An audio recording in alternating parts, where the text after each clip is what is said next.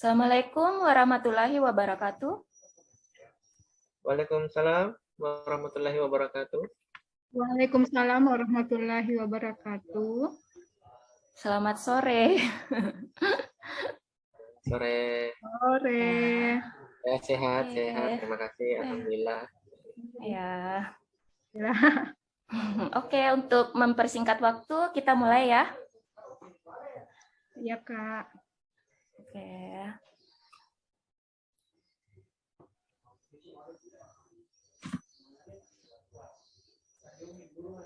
Perkenalkan, kami dari kelompok 2, Angkatan 1, peserta CPNS, Latsa CPNS, Provinsi Sulawesi Barat tahun 2022. Kali ini kami akan berdiskusi tentang isu terkait pelaksanaan penyelenggaraan pemerintah dalam upaya mewujudkan smart governance. Dalam pelaksanaan penyelenggaraan pemerintah dalam upaya mewujudkan smart governance, kelompok kami akan mendiskusikan tentang terwujudnya smart city. Anda pasti sering mendengar kata smart city dan smart governance dalam beberapa percakapan baik secara lisan, radio, televisi, maupun sosial media. Sebagian masyarakat di Indonesia beranggapan bahwa Smart City merupakan bagian dari government. Tak sedikit pula yang salah paham yang mengatakan bahwa Smart City dan Smart Government merupakan kata yang memiliki arti yang sama. Untuk memberikan informasi yang lebih jelas, pada diskusi kali ini kami akan memberikan definisi dari kedua kata tersebut agar tidak lagi terjadi kesalahpahaman. Smart governance merupakan salah satu elemen dasar yang harus dipenuhi untuk mewujudkan smart city. Secara umum, smart governance adalah istilah yang merujuk pada pengimplementasian ICT pada layanan publik di bidang pemerintahan secara efektif.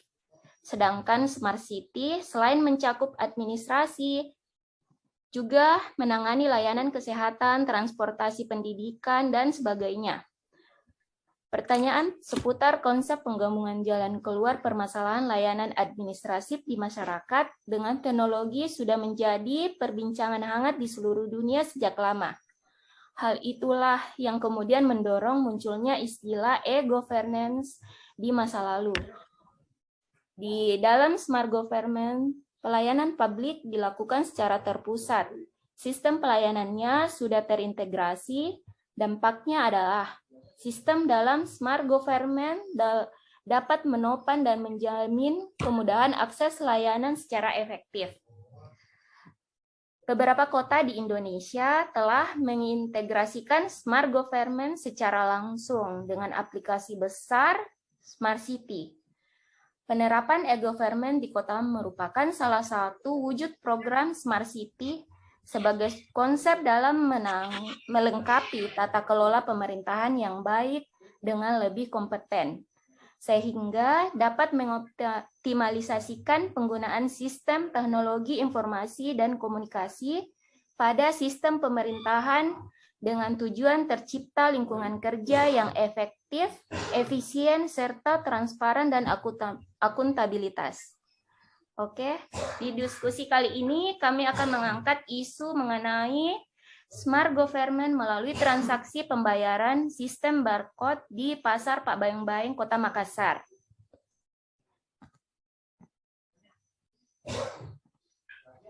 Uraian, adapun pada era digital, saya akan mendesak semua pihak untuk segera bergegas mengikuti perkembangan zaman. Seperti saat ini, transaksi pembayaran di beberapa pusat perbelanjaan mulai menggunakan aplikasi dan sistem barcode untuk melakukan pembayaran. Era digital, saya akan mendesak semua pihak untuk segera bergegas mengikuti perkembangan zaman. Seperti saat ini, transaksi pembayaran di beberapa pusat perbelanjaan mulai menggunakan aplikasi dan sistem barcode untuk melakukan pembayaran. tak hanya ada di mall, di toko kelontong, juga kini dengan mudah ditemukan sistem barcode sebagai model transaksi. Untuk pertama kalinya di Kota Makassar, sistem digital pembayaran juga mulai diterapkan di Pasar Pak Baeng-Baeng, Jalan Sultan Alauddin, Makassar.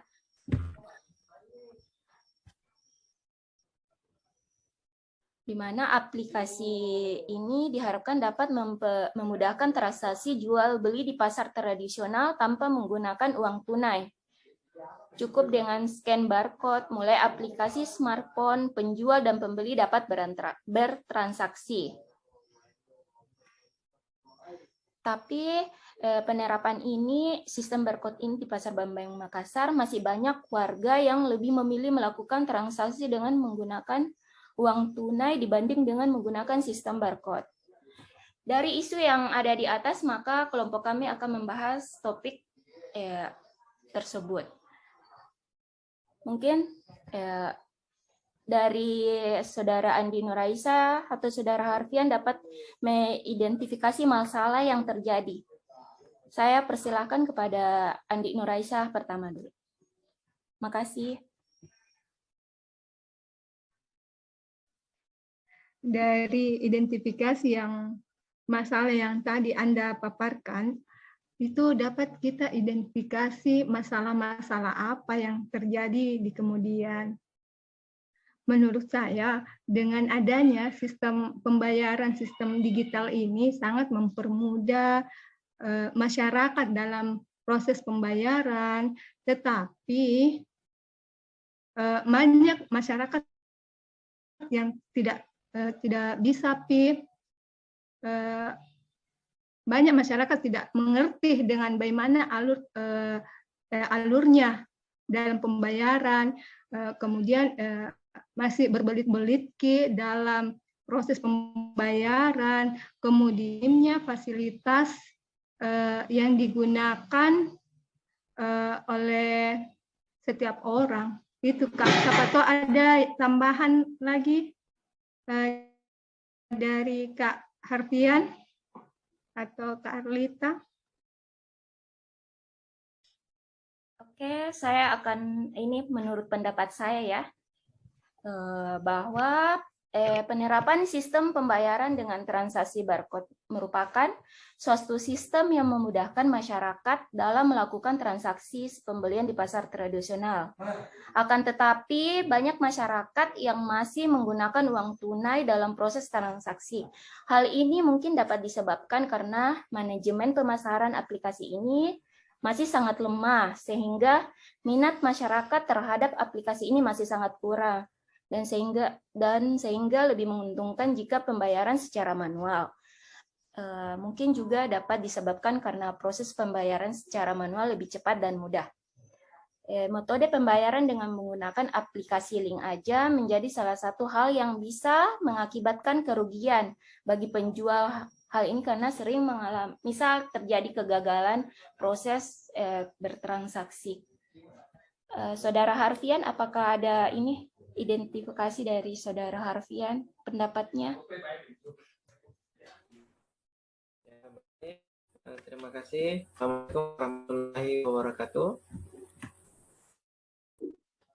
Waalaikumsalam warahmatullahi wabarakatuh. Assalamualaikum warahmatullahi wabarakatuh. Saya akan mengemukakan pendapat saya mengenai artikel tersebut. Sebelumnya, penerapan Smart City merupakan suatu langkah awal suatu daerah untuk menjadi daerah yang maju, yang mengedepankan teknologi, mengurangi polusi, serta mengisikan aktivitas masyarakat. Oleh karena itu, dalam artikel diberitakan bahwa dengan penerapan metode cashless payment atau pembayaran non-tunai merupakan suatu inovasi awal langkah pemerintah dalam mewujudkan masyarakat yang praktis dan efisien. Di mana dengan pembayaran non-tunai, salah satu metode pembayarannya yaitu sangat transparan, di mana hanya dengan melakukan scanning barcode sudah dapat melakukan pembayaran. Transaksi uang juga jelas, di mana ketepatan harga jual dan pembeli dapat dicapai dengan sudah tidak adanya lagi alasan tidak ada kembalian atau tidak ada uang kecil, sehingga baik pembeli maupun penjual tidak akan ada yang dirugikan. Kemudian metode ini juga sangat efisiensi dalam waktu dalam melakukan pembayaran, yang saat ini bukti pembayaran sudah bisa dikirim langsung ke email pengguna. Tentunya dengan adaptasi teknologi ini, diharapkan masyarakat dapat beradaptasi dengan cepat mengenai teknologi pembayaran yang ada, sehingga ke depannya masyarakat akan menjadi masyarakat yang tanggap teknologi dengan mewujudkan kota yang smart.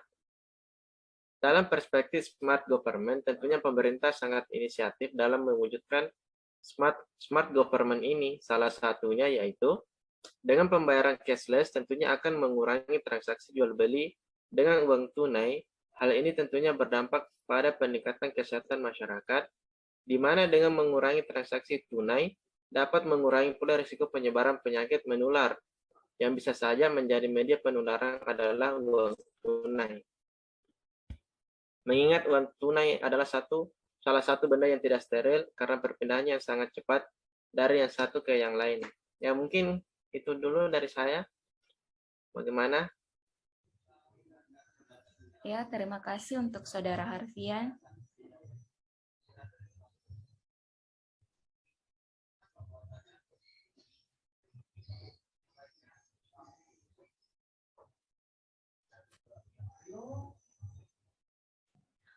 Oke, dari ini apa? Dari identifikasi masalah yang Saudara Nur Aisyah dan Saudari Harfian paparkan, yang saya juga sudah paparkan, mungkin dapat dilakukan alternatif solusi untuk masalah ini. Menurut pendapat saya, bahwa pihak manajemen pemasaran mungkin harus melakukan sosialisasi secara rutin tentang bagaimana cara penggunaan aplikasi ini, melakukan follow up secara rutin terhadap program ini guna untuk mengetahui apakah sudah berhasil digunakan sebagai cara pembayaran menggunakan barcode. Pihak pengelola aplikasi ini terus melakukan beberapa inovasi agar program pembayaran barcode ini bisa berjalan dengan lancar sehingga semua kalangan dapat menggunakannya, bukan hanya kalangan menengah ke atas ya. Oke, saya silakan kepada Andi Nur Aisyah untuk mengungkapkan alternatif solusinya. Betul itu Kak, yang kita bilang tadi, dengan adanya sosialisasi kepada masyarakat itu bisa memberikan masyarakat pemahaman tentang bagaimana kegunaan keuntungan jika memakai pembayaran berbasis digital. Kemudian sehingga menciptakan kebiasaan masyarakat dengan menggunakan aplikasi itu. Kemudian bisa memberikan sarana dan prasarana sehingga hasil yang diharapkan ke depannya itu lebih maksimal. Itu dari. Oke, terima kasih Nur Aisyah. Saya serahkan pada Saudara Harfian untuk mengemukakan pendapatnya. Ya, baik. Sudah betul yang dikatakan Nur Aisyah dengan Kak Erlita mengenai solusinya, yaitu memberikan sosialisasi. Tambahan saja, mungkin bagusnya nih pemerintah juga meyakinkan kepada masyarakat bahwa transaksi menggunakan aplikasi ini benar-benar aman. Yang pertama, tidak adanya kebocoran data. Terus jika ada kendala saat pembayaran atau uangnya tidak masuk, ada solusi yang bisa diberikan oleh pemerintah dan pemberi aplikasi. Jadi masyarakat tidak ragu mau pakai. Ya mungkin itu. Tambahan lagi. Oh iya, silahkan. Tambahan. Iya, silahkan kepada Nur Aisyah. Langsung saja. Bagusnya itu dalam aplikasi ini ada reward yang diberikan kepada masyarakat, sehingga masyarakat ini dengan senang hati menggunakan ini aplikasi atau dengan metode pembayaran berbasis digital. Itu saja, sehingga masyarakat tertarik begitu.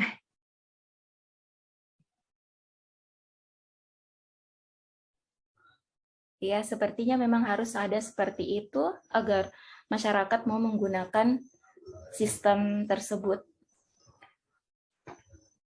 Oke, bagaimana Saudara Nur Aisyah dan Harfian? Apakah ada tambahan lagi atau sudah cukup alternatif solusinya?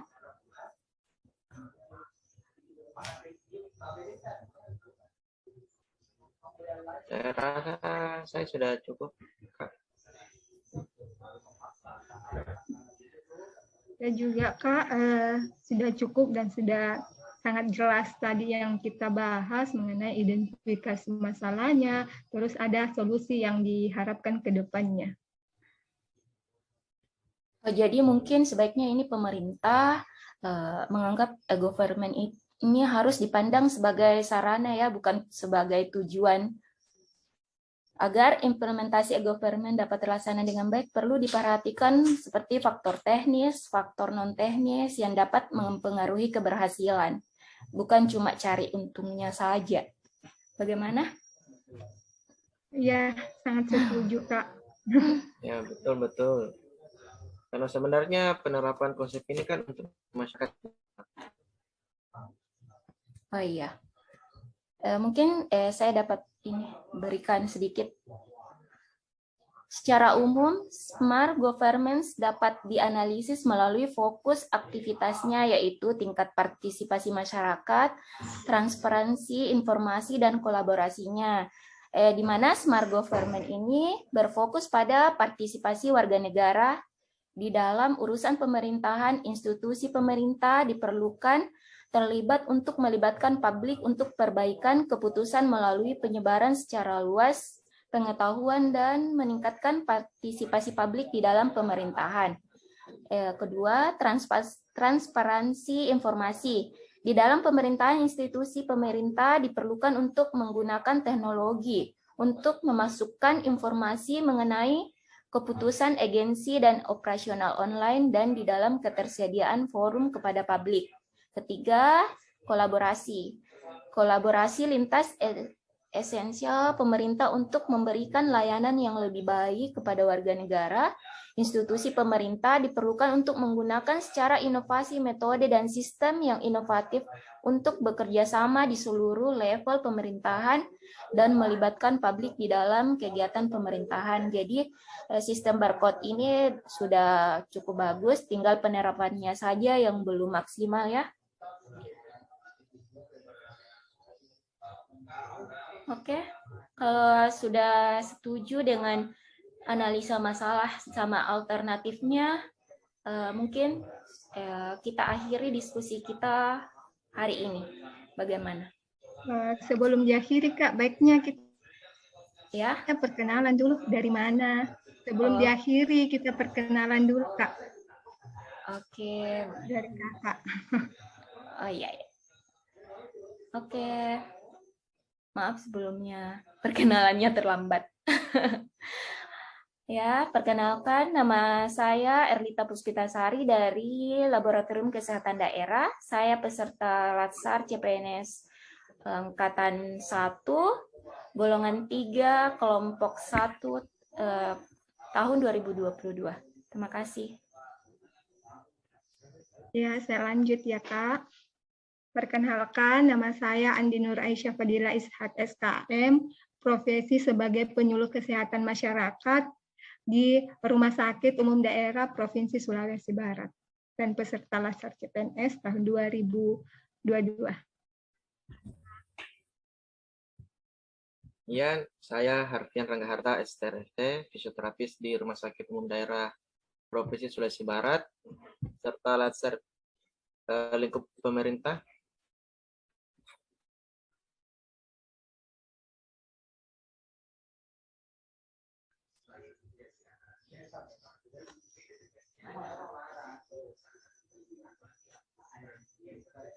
Baiklah, setelah kita berdiskusi beberapa menit ini, kita akhiri dengan ucapan Assalamualaikum warahmatullahi wabarakatuh. Waalaikumsalam warahmatullahi wabarakatuh. Terima kasih banyak, Kak. Ya, sama-sama.